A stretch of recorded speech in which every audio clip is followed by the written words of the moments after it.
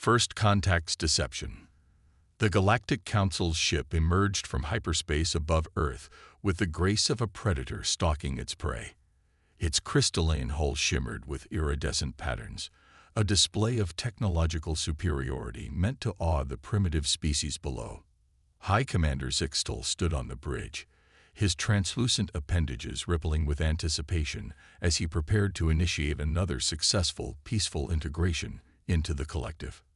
Earth's response was not what he expected. No panic, no chaos, no desperate pleas from governmental leaders. Instead, a single transmission arrived, originating from a facility deep within the Rocky Mountains. The message was brief. Welcome to Earth. We've been expecting you. In the Terran Defense Command Center, Admiral Sarah Chen watched multiple holographic displays tracking the alien vessel's position. 20 years of preparation had led to this moment. The Council's pattern was predictable. They always sent a single ship first, assuming primitive species would be too awestruck to resist. They never expected those primitives to have spent decades studying their every move. They're broadcasting the standard First Contact protocol, reported Lieutenant James Rodriguez, his fingers dancing across the neural interface of his station. Same message they sent to the Proxima colony before attempting to subjugate them. Chen nodded, a slight smile playing at the corners of her mouth. Let them finish their speech. Then show them what humanity has been hiding. High Commander Zixtal was midway through his carefully rehearsed speech about uplifting humanity when his sensors officer interrupted with increasing alarm. Thousands of quantum signatures were appearing around Earth, ships decloaking in perfect formation. Not primitive vessels, but warships that incorporated technologies the Council had thought impossible to combine. Impossible, Zixtal whispered, his crystalline form clouding with fear.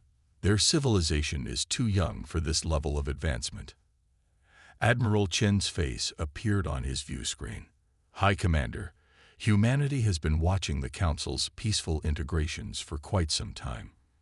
We've seen how you strip resources from worlds, how you crush resistance with overwhelming force. We decided to prepare accordingly. The human ships began moving in complex patterns that defied conventional space combat doctrine. They didn't maintain rigid formations like Council vessels. Each ship moved independently, adaptively, unpredictably. It was beautiful and terrifying. You have two choices, Chen continued. Return to the Council with a message that Earth is not interested in their form of integration. Or, she paused, letting the implied threat hang in the space between them. Zixtal's pride warred with his survival instinct. The Council has integrated thousands of species. You cannot hope to resist. Oh, we're not planning to resist, Chen interrupted. We're planning to change everything. You see, High Commander, humanity doesn't just adapt to challenges. We thrive on them. Every attempt to conquer us has made us stronger. Every technology we've observed, we've improved upon. And now, thanks to your arrival, we have a chance to show the galaxy exactly what humanity is capable of. As if to emphasize her point, several human ships demonstrated technology that should have been impossible. Shields that adapted to enemy weapons in real time. Drives that bent space in ways the Council had never imagined. Weapons that ignored conventional defense systems entirely. Zixtal made the only choice he could. As his ship retreated into hyperspace, he knew with crushing certainty that the galaxy was about to change forever. Humanity wasn't just ready for first contact. They had been waiting for it, preparing for it. And now they would use it to revolutionize everything the Council thought they knew about technological advancement and species development. The age of the Galactic Council's unchallenged dominion was over.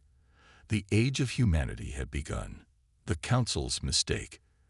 The emergency session of the Galactic Council erupted into chaos as High Commander Zixtal's report echoed through the vast chamber. The crystalline beings, plasma entities, and various other species that made up the Council's leadership struggled to process what they were hearing.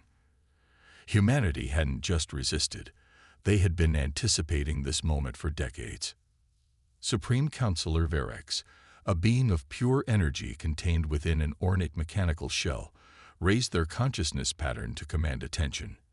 How did we miss this level of technological advancement? Our observation protocols are absolute. In the shadows of the chamber, Dr. Elena Martinez smiled. As humanity's deep cover operative within the Council's scientific division, she had spent years ensuring that Earth's true capabilities remained hidden. Now, watching the Council's carefully maintained composure crumble, she knew her mission was nearly complete. Perhaps, she spoke up, her holographic disguise as a member of an approved species still perfectly maintained. We should consider that humanity's greatest weapon isn't their technology. It's their ability to adapt and innovate.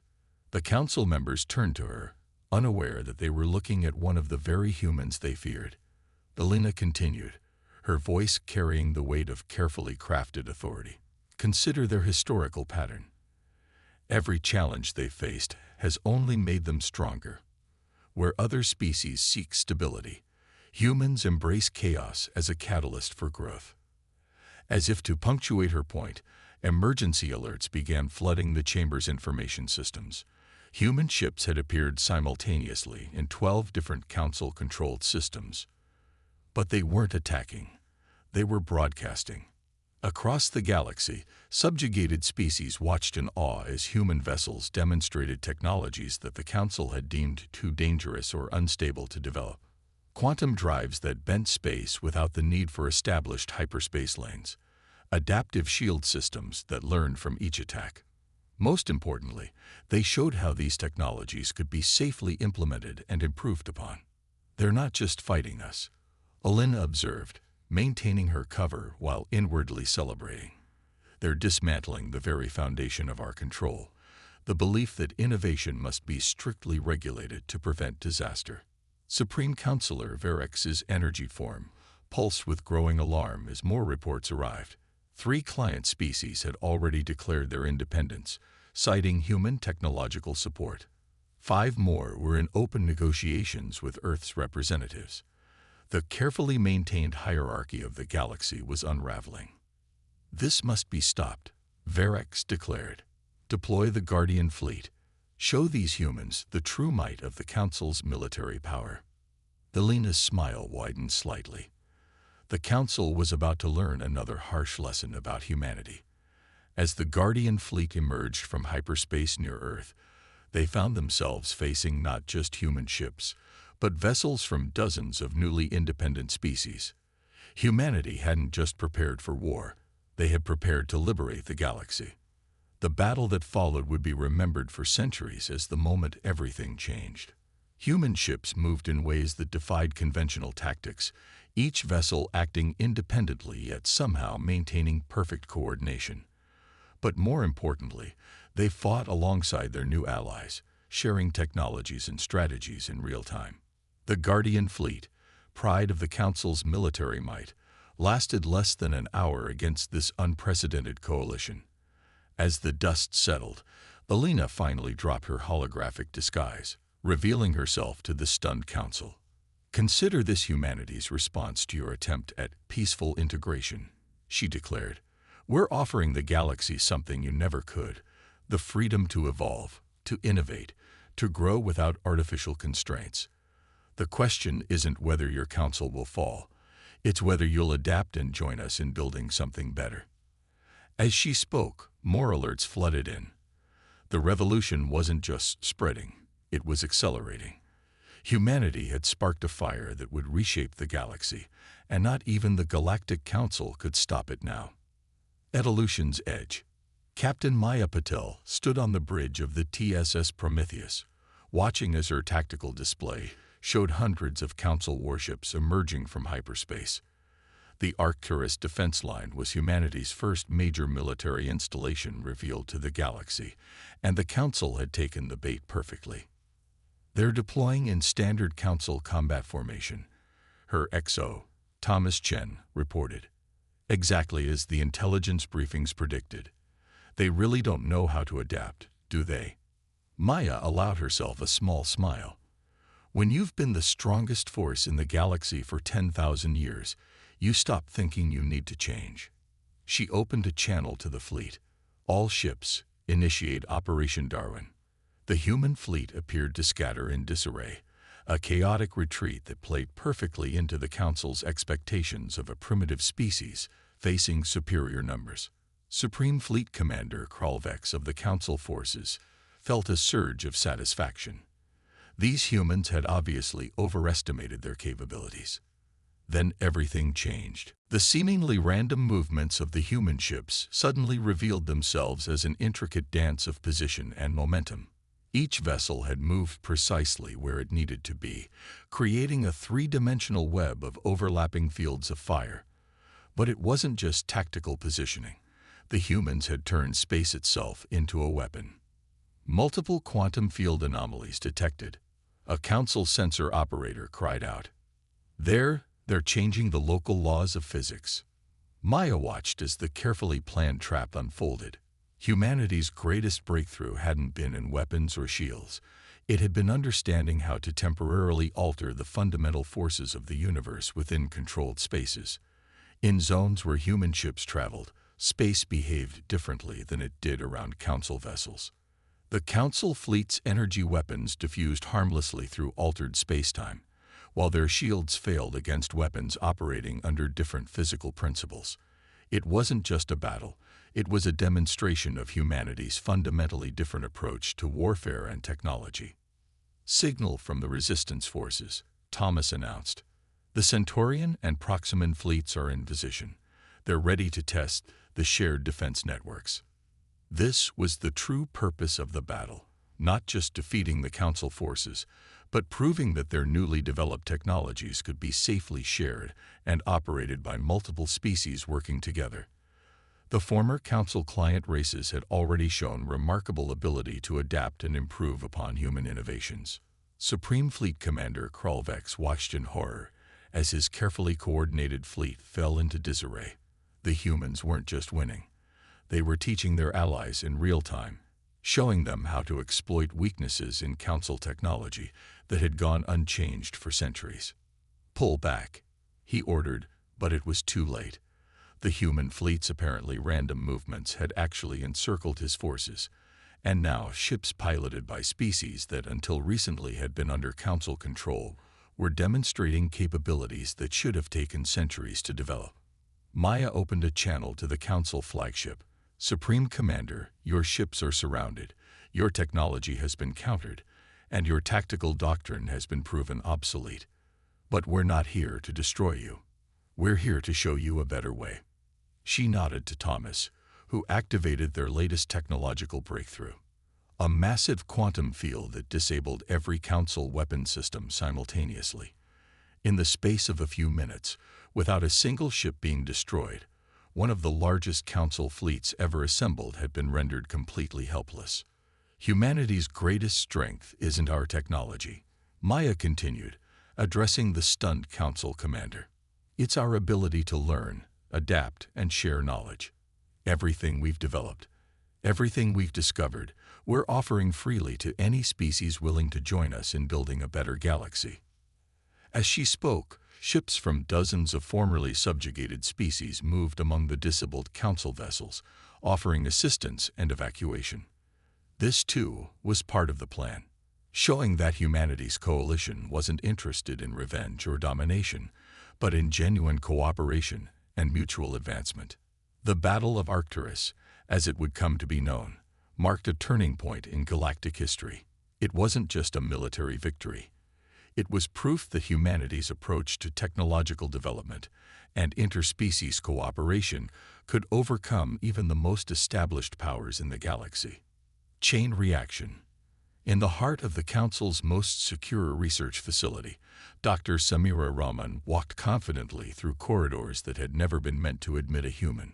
Her quantum-encoded credentials, carefully crafted through years of intelligence gathering, identified her as a senior researcher from an approved species. But today, she wasn't here to maintain her cover. She was here to break everything open. The Council's archives of restricted knowledge stretched for kilometers underground, containing technologies deemed too dangerous for general use. As Samira reached the central control hub, she smiled at the irony. The Council's obsession with control had led them to create the perfect repository of innovations waiting to be freed. Security breach in Section 7.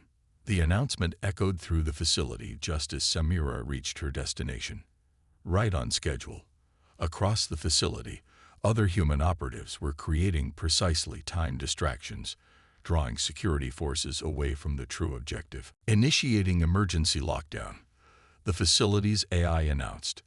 But the quantum virus Samira had spent years planting in the system was already at work, turning the lockdown protocols against themselves. Instead of sealing the archives, it began transmitting their contents on all frequencies, breaking through the Council's information barriers. Across the galaxy, formerly suppressed species watched in amazement as centuries of hidden knowledge became freely available. Medical technologies that could have saved billions. Energy systems that could have ended resource wars. Communications innovations that could have united divided worlds. All of it released in an instant. In the Council's Emergency Command Center, Supreme Counselor Verex watched in horror as reports flooded in. They're not just stealing our secrets, they realized. They're giving them away. On thousands of worlds, the impact was immediate and revolutionary. Species that had been deliberately kept dependent on Council technology began developing their own innovations, combining the newly released knowledge with their unique perspectives and needs. The carefully maintained technological hierarchy that had kept the Council in power for millennia began to crumble. Back in the archive facility, Samira made her way to the Quantum Communications Hub. This was the true objective, not just releasing the archive technologies, but establishing a new kind of galactic network, one based on humanity's principles of open information exchange and collaborative innovation. To all species receiving this transmission, she broadcast, her holographic disguise falling away. For too long, the Council has decided which technologies you were ready for, which innovations were safe enough to share. They claimed this control was for your protection. Today, we're proving them wrong. As she spoke, the first results of the knowledge release were already becoming apparent. The Proximan engineers, renowned for their intuitive understanding of quantum mechanics, were already improving upon the Council's designs. The Centaurian biotechnologists were adapting restricted medical technologies to help species the Council had deemed too primitive to save. Your development was never restricted by your species' limitations, Samira continued. It was restricted by the Council's fear. Fear that if given true freedom to innovate, you would surpass them. Today, we're giving you that freedom. In orbit above the facility, the human fleet commanded by Admiral Chen watched as Council ships arrived in response to the breach. But instead of attacking, many of the Council vessels hesitated. Their crews, after seeing the truth about how much technology had been kept from them, were beginning to question their loyalties. This is how it ends, Samira broadcast to both human and Council forces. Not with a war, but with an awakening. Every species you've kept dependent, every world you've kept suppressed, is about to show you what they're truly capable of. The revolution that followed wasn't just political, it was evolutionary. Species that had been trapped in technological stasis for generations began to advance at unprecedented rates. The Council's carefully maintained balance of power didn't collapse. It transformed, becoming something entirely new and wonderfully unpredictable. And at the heart of it all was humanity's greatest gift to the galaxy, not their technology, not their military might, but their fundamental belief that every species deserved the chance to determine their own path of development, to innovate without artificial constraints, to reach for the stars on their own terms. Breaking point. In the Council's most secure command bunker, deep beneath their capital world's surface, Supreme Counselor Verex watched their empire crumble through 1,000 different data streams. Every hour brought news of another system declaring independence, another fleet refusing orders, another world embracing the human model of unrestricted technological development. The Andoran sector has gone dark, reported a junior counselor, their crystalline form clouded with distress. The entire quantum communication network has been reconfigured. They're using some kind of human-inspired protocol we can't access.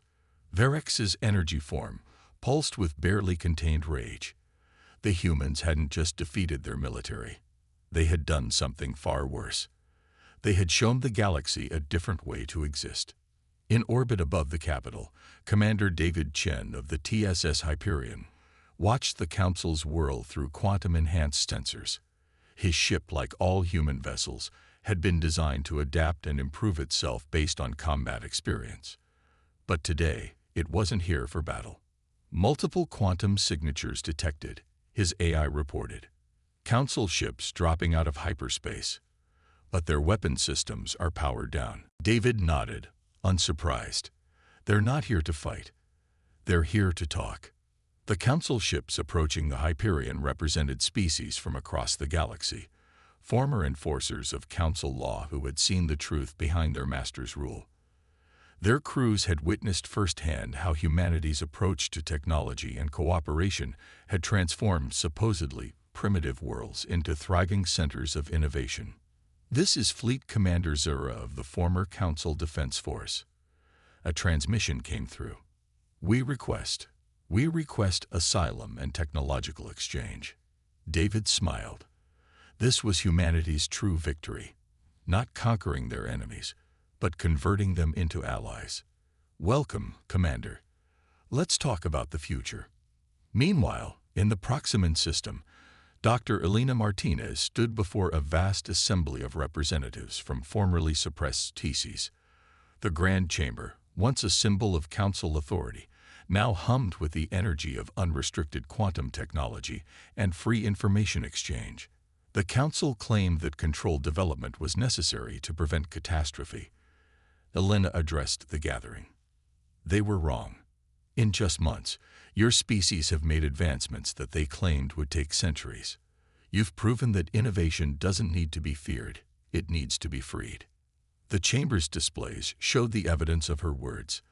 The Centaurians had already developed healing technologies that surpassed anything in the Council's restricted archives. The Andorans had revolutionized quantum communications. Even the most recently uplifted species were contributing unique perspectives and innovations to the growing galactic network of shared knowledge. Back in the Council bunker, Verex received the final blow to their old order. The secure quantum channel activated, showing the faces of a dozen Council members, all now openly supporting the human-led revolution. This isn't just a military defeat, announced Councillor Kraz, their plasma form bright with conviction. This is evolution. The humans didn't just beat us. They showed us how wrong we've been, how much potential we've been wasting. Verex watched as, one by one, the Council members declared their support for a new galactic order. Not one ruled by rigid control and restricted development, but one based on humanity's principles of open innovation and collaborative advancement. You realize what you're doing, Verex demanded. You're throwing away 10,000 years of stability. No, Kraz responded. We're embracing 10,000 years of possibility. The humans have shown us that true stability doesn't come from control. It comes from adaptation, from growth, from change. As the old order crumbled, humanity's influence spread not through conquest, but through inspiration. Species that had been locked in development for millennia began to advance at incredible rates, each contributing their unique perspectives and abilities to a growing network of shared knowledge and innovation. The galaxy was transforming, becoming something new and unprecedented. And at its heart was humanity's greatest lesson, that the most powerful force in the universe wasn't technology or military might, but the simple, revolutionary idea that every species deserved the freedom to reach for the stars in their own way.